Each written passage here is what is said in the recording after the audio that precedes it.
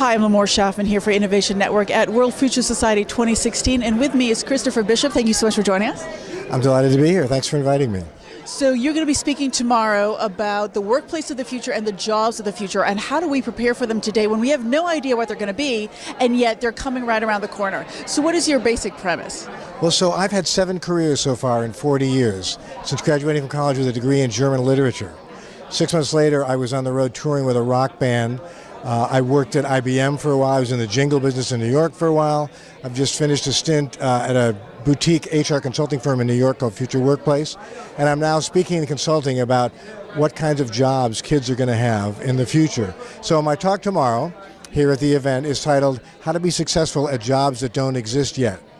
And the idea is that there are criteria and cross-discipline activities happening that kids are going to have to be aware of to be successful in jobs that aren't around now. So 3 stats I like to quote are 85% of the jobs that today's learners are going to do haven't been invented yet. They're going to be using technology that doesn't exist today, and they're going to be using it to solve problems we don't yet know are problems. So how can we even begin to conceive the types of education that they need if we can't even predict what kind of jobs they're going to be having? Well, so generally put, it needs to be focused more on liberal arts, right?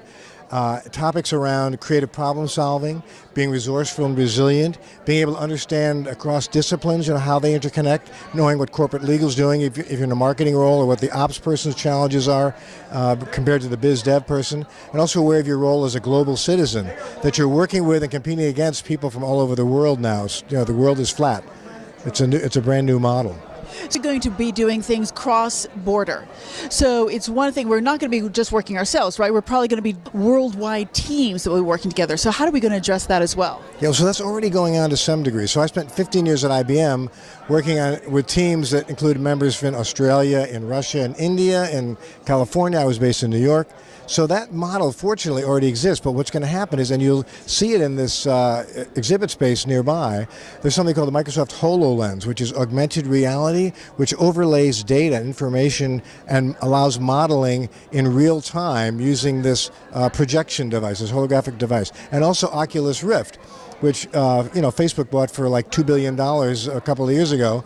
Obviously, Zuckerberg thinks there's a pony in there somewhere, and that's going to drive new use cases around not only working, but collaboration, training, orientation, education, all kinds of stuff. So what's let's say, one primary thing that you think our school systems need to change in order to account for and accommodate this future?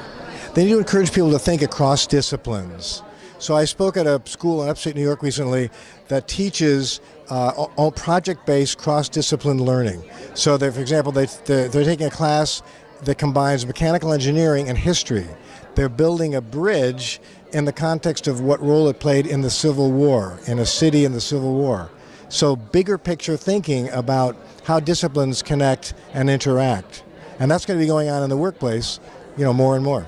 And how about knowledge transfer? So we're dealing with a generation that slowly but surely, unfortunately, is leaving the workforce. They're trying to stay in there as long as possible, but they're slowly leaving the workforce. And there's a massive amount of knowledge, which, even though it's based on older technologies, can still be really relevant. So how can we incorporate this knowledge transfer?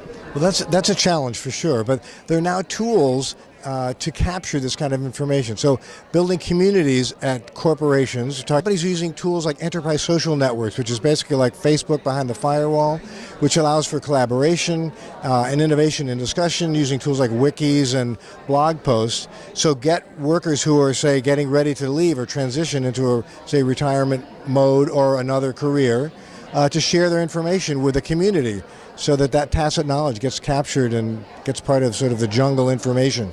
So it's all part of this big mix of data, actually, that we'll be able to access and then process, because we'll have the mental capacities and training to do so in the proper way. Yeah, absolutely. Using the tools, big data. It's all data now. So, Christopher, wonderful. Thank you so much, and I'm looking forward to your talk tomorrow. Thanks very much. I appreciate it.